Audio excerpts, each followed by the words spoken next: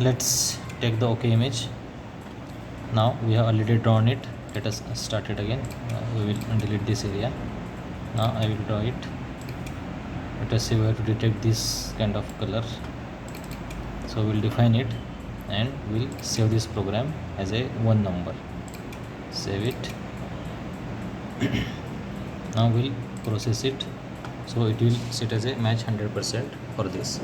Now the matching percentage we have kept is 98%. Let us take another image,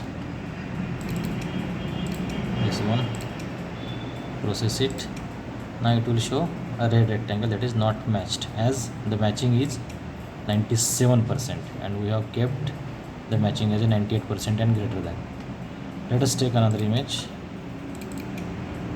OK one, again process it, so it will say again 100% match. Let us say another image. Let us say this one. Then process, again it is not match, it is very less one, 88% only. Let us have take another image. Now again process it, again it is 94%, so it is not matched. Now take the OK image. You can take it, any image you can take it as it is. Now it is matching. Likewise we can do it.